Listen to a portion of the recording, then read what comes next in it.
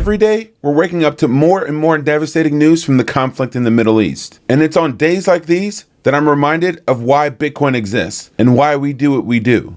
There's no accountability in money. If I give you $1 billion and you can't tell me what happened to it, that to me is wasteful. That means you are not responsible. But if you can't tell me where it went, then what am I supposed to think?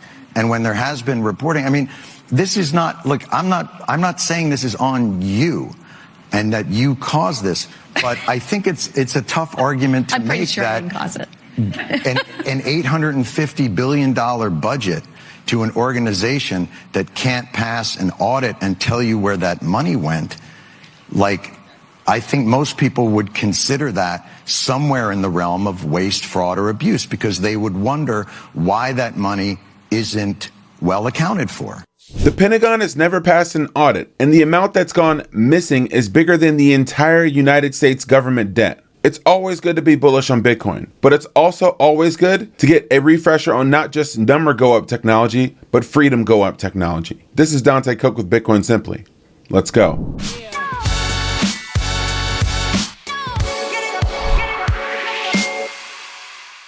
If you're a person or family fleeing Tehran or Tel Aviv right now, well, how would you get your money out of the country if you didn't own something like Bitcoin? If it was locked up in a state bank? What if you were frozen from every financial system in the world? Or what if you could remember 12 words in your head and cross a border? On days like these, I'm reminded of my financial privilege and why Bitcoin exists for people who aren't just like me. I discovered that Bitcoin was freedom by observing that people who live under dictatorships and very repressive governments were able to use Bitcoin to achieve their goals and aims, regardless of what their government wanted to do. And that is not something that's possible with the traditional money structures. In countless countries around the world, for billions of people, money is basically used as a weapon by governments and corporations against people to steal from them, to restrict their activities, to basically exploit their time. I mean, it's time theft, right? Today, more than 2 billion people live under double-digit inflation.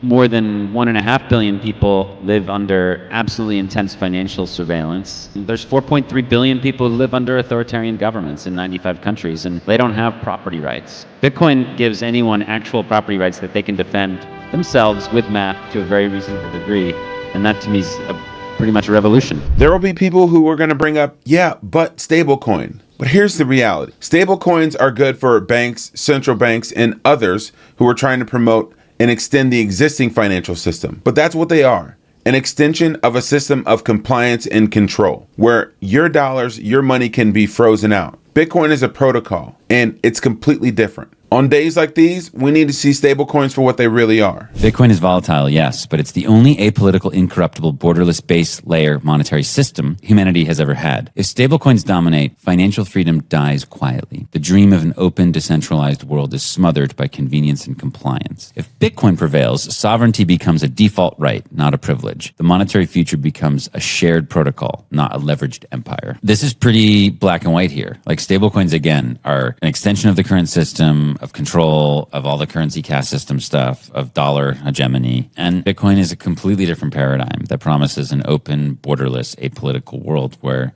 you can't be discriminated against. I mean, we'll see how far we get on that promise, but that's the promise. So I think it's super important that we just sort of discriminate these two things. Larry Lepard's book, The Big Print, is amazing. And it's amazing for a few reasons. One of the amazing points that it highlights is that wars used to be financed by the people and not by governments, through war bonds. And people would actually earn a return for the money that they invested into these war bonds for funding different wars and things that the governments would do. But if they didn't support the war, they wouldn't fund it. But that all changed when the Federal Reserve came about. In 1914, its balance sheet was just $200 million. By 1920, its balance sheet ballooned to $6.3 billion through funding of wars in shadow and roundabout means. We've created a war industrial complex, and right now, there's no accountability. I believe that the majority of people around the world don't want war, but the war isn't tied to our pocketbooks, but the unlimited money printer. And the thing about Bitcoin is that it arms not only the billionaire, but also the person fleeing their country with the financial tools to defend themselves. So, for me, money, when I study money or look at money, it's really about control. Who is creating it and how much does the population know about the creation of that money? And when it comes to Bitcoin, it's really the people's money. Like, there is no shadowy force in charge of it. We all know the rules. We all know how it's going to get minted and how it's going to get printed. And, that information is out there for everybody to see. And there's no like special group of rules for one group of people or another group. A billionaire and a refugee are the same in the eyes of the protocol. This is a rather revolutionary concept. And in the same way that democracy allowed us to decentralize politics and have checks and balances, and in the same way that the internet is this culmination of technologies that allowed us to decentralize information, access to and control over it, Bitcoin, decentralizes money. I mean, no longer, again, is there one group of people who can just change it arbitrarily. We're all on the same playing field.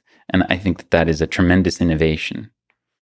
One of the things that somebody who doesn't have a bunch of financial means can do that's just like a billionaire with Bitcoin is not sell their Bitcoin. Unlock liquidity in Bitcoin without selling your Bitcoin by working with someone like Ledn. If you want a $2,000 loan in dollars, well, you post $4,000 in Bitcoin collateral. The process is fast, seamless, and simple, and your account can be funded in less than 24 hours.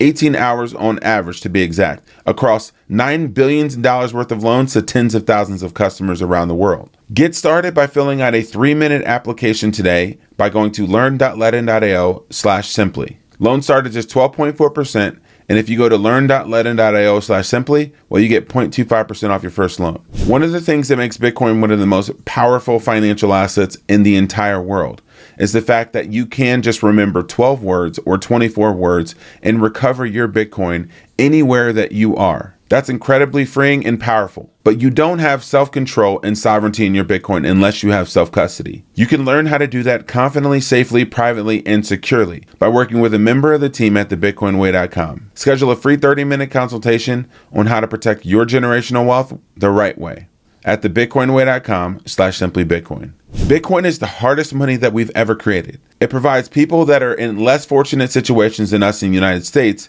with the financial weaponry to defend themselves against authoritarian regimes. It also provides property rights. This is an oldie but goodie, a clip from Safety where he talks about Bitcoin providing people with the ability to defend themselves in this economic struggle. It's not optional. I mean, you will either move there or you will watch your wealth lose its value as the people who put their money there appreciate. Just think about it. If you have $1 million and you put them in a currency that's constantly depreciating, or somebody has $10,000 and puts them in a currency that's constantly appreciating, it's only a matter of time until they overtake you. And people are not stupid. They will realize this and they will want to move forward. So when I talk about Bitcoin adoption, people think of it as being like, say, Apple iPhone adoption. It's very nice and very cute, and then people will buy it. But I think that's not the model for Bitcoin. Bitcoin is more like gunpowder adoption. If you think about it, did the French army have a choice whether they should adopt gunpowder or not? Did they decide, no, you know what, we like to keep it real with sticks and stones and swords, and we're not going to use gunpowder? If any army that decided to do this, it didn't matter, because then another army with gunpowder would come and take over France. So eventually everywhere in the world ended up with gunpowder, either because people adopted it or because it was used against them. And I think Bitcoin is like that. Bitcoin is like financial gunpowder. It's the safest way of sending money halfway around the world, the most secure way, and it's the hardest money that we've ever invented. Bitcoin's freedom advocate, Alex Gladstein, has talked about this at length. And the idea was the Greeks had been trying to take the city of Troy for a decade at these impregnable walls, and they couldn't do it. And Ulysses and the rest of the Greek army were like, we don't know what to do.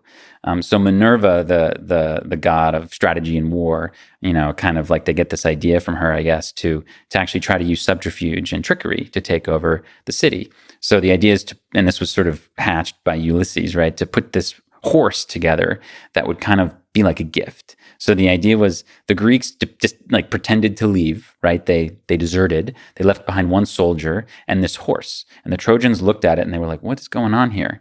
And they brought in the soldier, and the soldier's like, "Look, they left. They're so sorry for all of the desecration and blood spill. This is their gift to you. It's, honoring Minerva. It's like this, trophy for you guys." Yeah. And there were actually people inside Troy, Cassandra, a prophet, as well as Laocoon, who was like a priest, who said, no, this is obviously a trick. This is obviously a trick.